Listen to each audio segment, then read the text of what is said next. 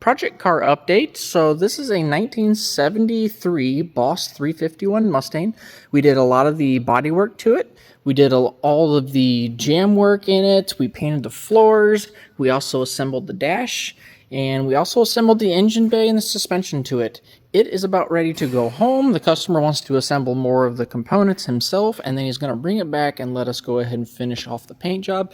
You can kind of see what color it's going to be here. It's a pewter color, but let's do a quick rewind and you can kind of see what we've done in the came in on the rotisserie. So we just hung the doors. Probably going to move on to the fenders. I want to assemble as much of this thing as humanly possible since it literally came in like this. And it's supposed to look kind of like this car. This is a Mach 1 in the photo, but this is what it's supposed to look like. Okay, so we did a little bit of cleaning. Hit some Pickle X 2.0 on these wheel tubs. A few other locations. At the bottom of the Boss 351. And then went and hit it with an epoxy. There's a quick look at the engine bay since we have it all right there. You can see inside the car. To check for like spots where the seam sealer is supposed to be, and we've been using this metal to metal. It's basically a lead replacement, repairing the top of the quarters where the quarters meet the roof and a few other locations. We finally got that stuff squared away, so maybe we can start doing a little bit more body work, taking care of some things in the engine bay.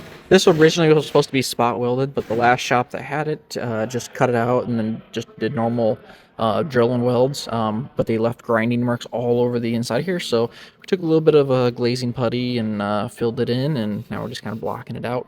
We did a bunch of body work to the 73 Ford Boss 351 Mustang.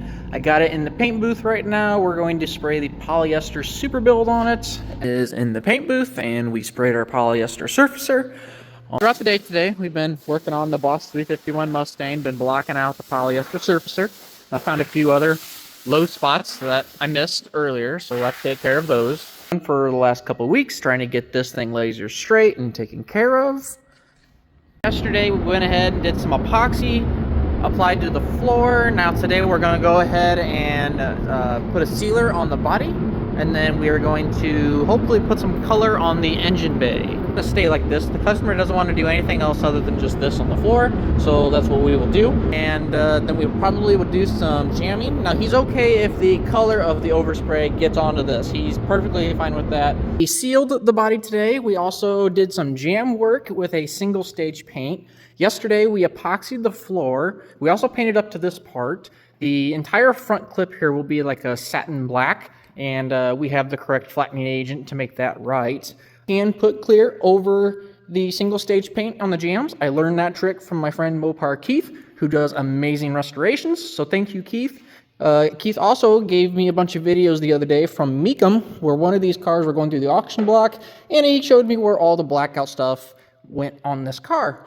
And if you're curious, the color on this is pewter. If I remember correctly from the screen, I think the code was A5, and I think the code I looked up was 2287 or 57 or something like that on the PPG form. So we are back in the paint booth working on the Boss 351. We're gonna try doing the blackout on the front of the Mustang today. That is our goal.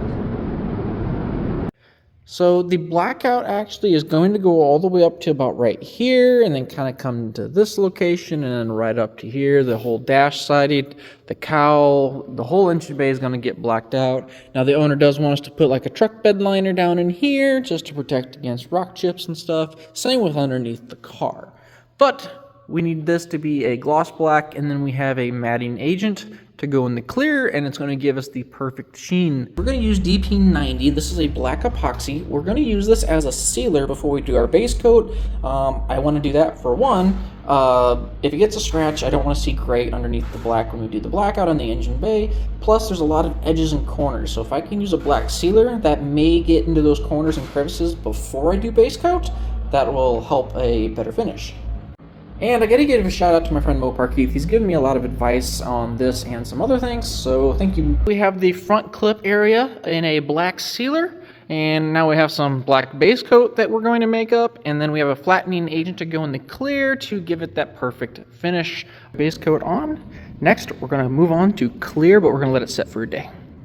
Did some black base coat yesterday. Today we are in on a Saturday. We're going to use a matted clear coat. This is the clear that we are using. It's by Deltron DCU 2060. Now, it's a matting clear. All I have to do is add hardener and reducer to it, and it's supposed to give us the perfect finish for Mustang restorations for the blackout options. Now, this chemical, I believe, is discontinued. You might still be able to find a few quarts here and there. It has the matting clear on it. You can already see it's flattening out already. Come back after a little while and see what it looks like. The bottom of this car has been sprayed in an epoxy, and now we're going to put a truck bed liner on the bottom side of it, and we're going to use this Gladiator from Sem. I've used this stuff before and it's pretty good. It looks just the same as any other coating that we put in. You put in your hardener, you mix it into here. This also can come tintable as well. There it is. We have the underside of the car in a liner. It's pretty good. Yesterday I made a mistake. So if you saw yesterday clips on my stories, I was doing an undercoating on the bottom of the car, but I did not consider the holes in the floor. It just, for some reason, it did not register. So unfortunately, when I shot the undercoat through that, it landed on my door jambs that I already had painted, and it stuck. So I had to go through, repair the door jambs. Now we're remasking off the car and have to redo it. So okay, so we have everything fixed on the Boss 3 and everything looks shiny. We also painted some other parts. You can see we painted the back side of the door, back side of the fenders, back side of the trunk lid. We're waiting on the hood because we have a few more details on that we need to take care of first. The trunk lid, we have the doors hung. Started working on some of the dash components, getting some of these things figured out. Now, we didn't disassemble it, so it's kind of a trip going through manuals and stuff, figuring out how all this goes back together. We have all of the front suspension reassembled. And we gotta actually take the heater core box and stuff back out because there's grommets and stuff that need to go back in there. And I don't have the correct nuts for the heater box, but the customer ordered those things up. But we're getting really close to the customer taking it home. If I didn't explain before, pretty much this is what the customer wants us to do. He wants to assemble the rest of the car and then bring it back to us and have us finish the paint and body. But that's what, even though I'd rather just paint the car now, that's what the customer wants. So that's what we are going to do. Some wiring for the dash, and he had these restored by this gentleman. This guy apparently went through and redid all of the wiring for this car, made it stock, replaced any broken connectors, made everything look new, just like it did in 1973.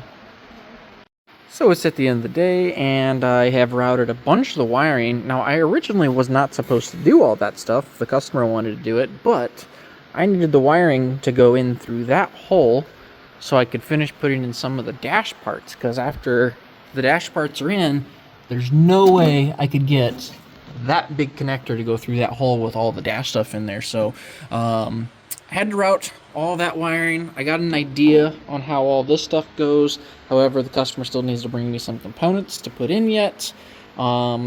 And I also got to thank my friend Mopar Keith, because he sent me a video on some of the blackout stuff on this car, and that video also helped me out a lot with figuring out the correct routing for all of this harness. So thanks, Keith.